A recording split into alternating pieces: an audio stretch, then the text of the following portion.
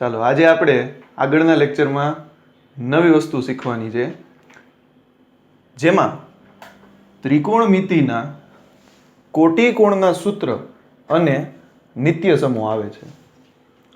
હવે પહેલો પ્રશ્ન એ થાય કે નિત્ય સમૂહ એ શું છે અને કોટિકોણ એટલે શું? તો પહેલો આપણે જવાબ લખશું કોટિકોણ. શું છે આ કોટિકોણ? તો કે ત્રિકોણની અંદર કોઈ પણ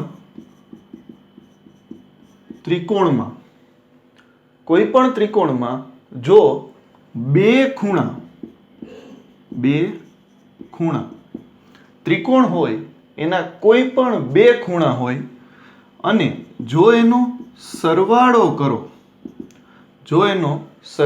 કરો અને એનો જવાબ 90 આવે. ત્રિકોણમાં બે ખૂણાનો સરવાળો 90 આવે તો એ બંને ખૂણા એકબીજાના કોટિકોણ કહેવાય. એટલે કે આપણે લખવું હોય તો આવું લખી શકીએ કે ભાઈ એ અને બી જો બે ખૂણા હોય અને એનો સરવાળો કરવામાં આવે અને જો જવાબ 90 આવતો હોય, ખૂણો એ અને ખૂણો બી નો સરવાળો 90 આવતો હોય તો એ અને બી એકબીજાના કોટિકોણ કહેવાય. બરાબર છે? તો હવે ત્રિકોણમિતિની અંદર આવા જુદા જુદા 6 કોટિકોણ વિશે આપણે ભણવાનું છે. તો ધીમે ધીમે આપણે પહેલા કોટિકોણના સૂત્રો વિશે સમજ મેળવીએ. તો સૌથી પહેલા આપણે વાત કરશું સાઇન થીટાની, કે ભાઈ સાઇન થીટા જે છે, આ સાઇન થીટા છે એનો કોટિકોણ કોણ છે? તો કે સાઇનનો કોટિકોણ છે કોસ થીટા. સાઇનનો કોટિકોણ છે કોસ થીટા. તો એવી રીતે સિમ્પલ વસ્તુ છે, તો કોસ થીટાનો કોટિકોણ કોણ થાય? Sine theta.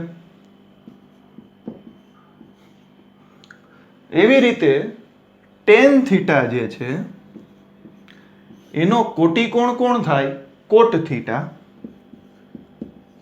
તો કોટ થીટાનો કોટિકોણ થશે ટેન થીટા. હવે વધ્યા બે, તો એ પણ એકબીજાના શું કહેવાય? કોટિકોણ. એટલે કે જો સેક થીટા હોય તો સેક થીટાનો કોટિકોણ થાય કોસેક થીટા, અને કોસેક થીટા હોય તો એનો કોટિકોણ થાય સેક થીટા. તો સૌથી પહેલા તો આપણને આ વસ્તુની થોડીક ખબર હોવી જોઈએ કે ભાઈ સાઇનનો કોટિકોણ કોસ, તો કોસનો સાઇન. એવી રીતે ટેનનો કોટિકોણ કોટ, તો કોટનો કોટિકોણ ટેન. એવી રીતે સેકનો કોટિકોણ કોસેક, તો કોસેકનો કોટિકોણ સેક. તો પેલી સમજ આપણને આ હોવી જોઈએ કે કોણ કોનો કોટિકોણ છે. બરાબર? હવે આપણે એના સૂત્ર ઉપર આગળ વધીએ તો તમે જોશો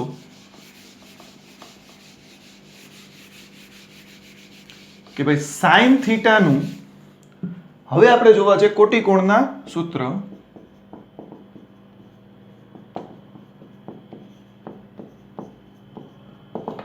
તો સાઇન થીટાનું સૂત્ર આપણે બનાવવું હોય તો સાઇન થીટાનું સૂત્ર બને કોસ 90 - થીટા. સાઇન થીટાને બીજા કયા સ્વરૂપે લખી શકાય? તો કે સાઇનમાંથી શેમાં જશું? કોસમાં. સાઇનમાંથી જવાય કોસમાં, પણ ક્યારે? 90 - ખૂણો કરીને. તો આ થયું આપણું સૂત્ર નંબર 1. જો સાઇનમાંથી કોસમાં જવાય તો કોસમાંથી પાછું સાઇનમાં આવી શકાય. કેવી રીતે? તો કે કોસ થીટા, તો કોસ થીટામાંથી આપણે શેમાં જઈ શકીએ? સાઇનમાં. પણ શું કરીને જઈ શકીએ? કોટિકોણ લગાડીને. તો અહીંયા થીટા હોય તો અહીંયા બની જાય 90 - થીટા. બરાબર છે? હવે એવી જ રીતે ટેન થીટામાંથી આપણે જઈ શકીએ કોટ થીટામાં. ટેનમાંથી શેમાં જવાય? કોટમાં. પણ ક્યારે? કોટિકોણનો ઉપયોગ કરીને. અને કોટિકોણનો ઉપયોગ કરો તો ટેનમાંથી કોટમાં જાઓ તો ખૂણો કેવો થઈ જાય? 90 - થીટા. એટલે કે સાઇનનું સૂત્ર cos 90 - થીટા, cos થીટાનું સૂત્ર sin 90 - થીટા, tan થીટાનું સૂત્ર cot 90 - થીટા. તો હવે સિમ્પલ થઈ ગયું કે ભાઈ cot થીટાનું સૂત્ર થઈ જાય tan 90 - થીટા. હવે 4 આવડી ગયા હોય તો 2 તમને ઓટોમેટિક સમજાઈ ગયા હશે. જેમ કે sec થીટાનું સૂત્ર બનાવવું હોય તો હવે એ શું બની જાય? cosec 90 - theta. અને જો cosec થીટાનું સૂત્ર બનાવવું હોય તો સિમ્પલ બની જાય sec 90 - થીટા. બરાબર છે? તો ફરીથી એક વખત જોઈ લ્યો. તમને ખાલી એક વસ્તુ યાદ રહેવી જોઈએ કે સાઇનમાંથી કોસમાં જવાય અને કોસમાંથી પાછું સાઇનમાં અવાય. એટલે કે સાઇન અને કોસ એકબીજાના કોટિકોણ થયા. તો એના સૂત્ર બની ગયા sin થીટા બરાબર cos 90 - થીટા અને cos થીટા બરાબર sin 90 - થીટા. હવે એવી રીતે ટેનમાંથી કોટમાં જવાય અને કોટમાંથી પાછું ટેનમાં અવાય છે. તો બીજા 2 સૂત્ર તૈયાર થઈ ગયા કે tan થીટા બરાબર cot 90 - થીટા અને cot થીટા બરાબર tan 90 - થીટા.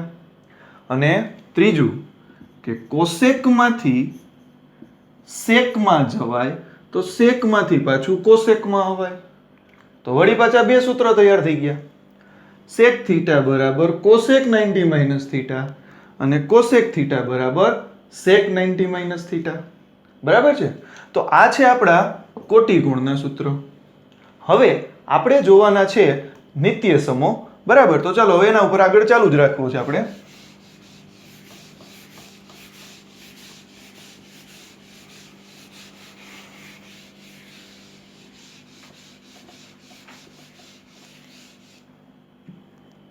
હવે વાત કરી લઈએ આપણે નિત્યસમની. મૂળ નિત્યસમો 3 છે પણ આપણે પરીક્ષામાં પૂછાશે 9 નિત્યસમો. તો સૌથી પહેલા આપણે મૂળ 3 નિત્યસમો જોઈએ. બરાબર છે? પછી આપણે એને યાદ રાખવાની ટેકનિક જોશું. તો સૌથી પહેલો નિત્યસમ જે છે એ છે sin સ્ક્વેર થીટા વત્તા cos સ્ક્વેર થીટા બરાબર 1. સૌથી પહેલો નિત્યસમ આપણે જે યાદ રાખવાનો છે એ છે sin સ્ક્વેર થીટા વત્તા cos સ્ક્વેર થીટા બરાબર 1. હવે બીજી વાત કે આ જે નિત્યસમો છે એ માત્ર ને માત્ર વર્ગ માટે જ કામ કરે છે. એટલે કે વર્ગ વગરના એકેય સૂત્રને નિત્યસમો કહી શકાશે નહીં. હવે બીજો નિત્યસમ જોતા પહેલા આપણે આમાંથી 3 નિત્યસમો બનાવીએ. તમે જો સિમ્પલ સાદુ રૂપના નિયમ ઉપરથી આપણે નિત્યસમો બનાવવા છે. તો જુઓ આપણે આમાંથી sin સ્ક્વેરનો નિત્યસમ બનાવવો છે. તો સિમ્પલ વસ્તુ થઈ ગઈ કે બરાબરની ઓલી બાજુ 1 હતા એ એમને એમ છે. આ વત્તા cos સ્ક્વેર સામે જાય તો ઓછા cos સ્ક્વેર થીટા થાય. તો જો 2 સૂત્ર તૈયાર થઈ ગયા. આપણે એક જ સૂત્ર તૈયાર કર્યું છે sin સ્ક્વેર વત્તા cos સ્ક્વેર બરાબર 1. એમાંથી બીજું સૂત્ર તૈયાર થયું. કેવી રીતે? તો કે સાદુ રૂપના નિયમ મુજબ. શું કર્યું? sin સ્ક્વેર એમને એમ છે, બરાબરના બરાબર એમને એમ છે, બરાબરની ઓલી બાજુ 1 એમને એમ છે, ખાલી વત્તા cos સ્ક્વેર ઓલી બાજુ ગયા તો ઓછા cos સ્ક્વેર થઈ ગયા. હવે એમાંથી જો ત્રીજું સૂત્ર બનાવવું હોય તો પણ બની જાય cos સ્ક્વેર થીટાનું. તો cos સ્ક્વેર થીટાનું સૂત્ર બનાવવું હોય તો બરાબરના બરાબર એમને એમ, 1 નો 1 એમને એમ, અને આ sin સ્ક્વેર વત્તા છે એને બરાબરની સામેની સાઈડ મોકલી એટલે શું થઈ જાય? ઓછા sin સ્ક્વેર થીટા. બરાબર? તો જુઓ તમે એક સૂત્રમાંથી 3 સૂત્ર તૈયાર થયા. આપણે ભણવાના છે 9, 3 થઈ ગયા રેડી. બરાબર? હવે બીજું સૂત્ર જોઈએ એટલે કે બીજો નિત્યસમ જોઈએ. 1 + tan સ્ક્વેર થીટા બરાબર sec સ્ક્વેર થીટા. તો જો બીજો નિત્યસમ આપણે મૂક્યો 1 પ્લસ ટેન સ્ક્વેર થીટા બરાબર સેક સ્ક્વેર થીટા. હવે તમે આમાંથી બે નિત્યસમો જાતે પણ બનાવી શકો. કાંઈ એટલે કાંઈ કરવાનું નથી, સિમ્પલ સાદુ રૂપના નિયમો લગાડીએ છીએ. જો આમાંથી આપણે ટેન સ્ક્વેરનો નિત્યસમ બનાવીએ કે ભાઈ ટેન સ્ક્વેર થીટા બરાબર એમને એમ જો સેક સ્ક્વેર થીટા એમને. હવે શું કરશું તો કે +1 બરાબરની ઓલી બાજુ જાય એટલે -1 થાય. તો બીજું સૂત્ર તૈયાર થઈ ગયું.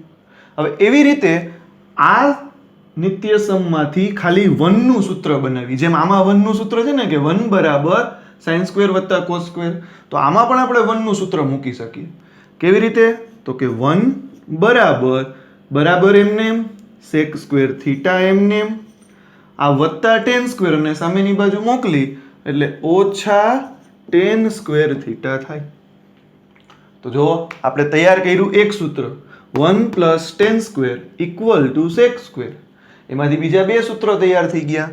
tan સ્ક્વેર ને કરતા બનાવ્યો બરાબર ના બરાબર sec સ્ક્વેર ના sec સ્ક્વેર વત્તા 1 સામે ગયા -1 થઈ ગયા. પછી જો 1 નું સૂત્ર બનાવ્યું આમાંથી કે 1 એમને એમ બરાબર એમને એમ sec સ્ક્વેર થીટા એમને એમ. શું કર્યું વત્તા ટેન સ્ક્વેર ને બરાબરની સામેની બાજુ મોકલા તો શું થઈ ગયા -tan સ્ક્વેર. હવે એવું ને એવું છેલ્લું નિત્યસમ 1 + cot સ્ક્વેર થીટા બરાબર cosec સ્ક્વેર થીટા. તો જો આ ત્રીજું નિત્યસમ આવી ગયું આપણી પાસે. એમાં સૂત્ર શું છે 1 + cot સ્ક્વેર બરાબર cosec સ્ક્વેર થીટા. તો અગેન આમાંથી હજી બે સૂત્ર બને, એટલે કે cot સ્ક્વેર નું સૂત્ર બનાવીએ આપણે તો cot સ્ક્વેર થીટા બરાબર ના બરાબર cosec સ્ક્વેર ના cosec સ્ક્વેર, ખાલી +1 ને ઉપાડીને ઓલી બાજુ લઈ જાઓ તો -1 થાય. અને છેલ્લું સૂત્ર જો 8 સૂત્ર તૈયાર થઈ ગયા અને છેલ્લું સૂત્ર 1 માટે બનાવીએ તો 1 બરાબર એમને એમ ઓલી બાજુના cosec સ્ક્વેર એમને એમ, ખાલી શું કર્યું છે વત્તા cot સ્ક્વેર ને ઓલી બાજુ લઈ ગયા બરાબરની એટલે -cot સ્ક્વેર થીટા થાય. બરાબર છે. તો જો આપણા 9 નિત્યસમ તાત્કાલિક પૂરા થઈ ગયા. પણ આમાં તમારે એક ટેકનિક વાપરવાની એટલે તરત તમને આખી વસ્તુ આવડી જાય. ધારો કે આપણે આ 3 સૂત્ર છે, એના માટે આપણે એક વસ્તુ કરી નાખીએ. શોર્ટકટમાં એને આપણે SC1 કહીએ. SC1 કયો એટલે તમારો જવાબ મળે. કેવી રીતે તો કે S એટલે sin સ્ક્વેર, C એટલે cos સ્ક્વેર ને 1 એમને. બરાબર. તો જો એક સૂત્રની ટ્રીક મળી ગઈ કે SC1 કરો એટલે પહેલા 3 સૂત્ર તૈયાર થયા. sin સ્ક્વેર વત્તા cos સ્ક્વેર બરાબર 1. અને આપણે કીધું એમ કે બધા નિત્યસમો વર્ગ ઉપર જ કામ કરે. બરાબર, એટલે ક્યાંય ભૂલ થવાની શક્યતા આવતી નથી. પછી જો બીજા 3 સૂત્ર છે એને પણ મેં મારી રીતે એક ટ્રીકથી જોડેલા છે. જોવો જોઈ અહીંયા આ t છે એ પ્લસ જેવો લાગે. બરાબર, તો આપણે એને આવું લખી શકીએ કે ભાઈ 1 + s 1 + s. તો તમે અહીંયા જોઈ શકો છો કે 1 આ પ્લસ તો પ્લસ આવે જ છે, આ બીજો પ્લસ એને આપણે કહી દીધો t અને આ આપણો s એટલે 1 + s. એટલે બીજા 3 સૂત્ર તૈયાર થઈ ગયા. 1 + બીજો પ્લસ એટલે 10 અને s એટલે sec. તો 1 + tan સ્ક્વેર બરાબર sec સ્ક્વેર. અને તરત તમે એના ઉપરથી બે સૂત્ર બનાવી શકો છો, ગોખવાની કોઈ જરૂર નથી. બરાબર છે. હવે અહીંયા જુઓ 1 + cc કહી શકાય આને. જોવો જોઈ 1 + cc. તો આનાથી તમને બીજા 3 સૂત્રો યાદ રહી જાય કે 1 1. પછી જુઓ c cot અને બીજો c એટલે cosec. અને આમાં જો તમને ભૂલ પડતી હોય તો તમે આવું પણ રાખી શકો કે 1 + નાનો c મોટો c. કેવી રીતે તો કે નાનો c એટલે cot, જો ના cot નાનો છે એટલે નાનો cot, અને મોટો c એટલે cosec એનું નામ મોટું છે. તો થઈ ગયું સિમ્પલ. તો તમે આવી શોર્ટકટ તમારી જાતે પણ બનાવી શકો છો, અને જો તમને આમાં સમજાતું હોય તો પણ ઓકે છે, બરાબર. તો આજના લેક્ચરમાં આપણે આટલું રાખીએ છીએ. નેક્સ્ટ લેક્ચરમાં આપણે આના દાખલાઓ જોવાના છે, બરાબર. આભાર. Thank you.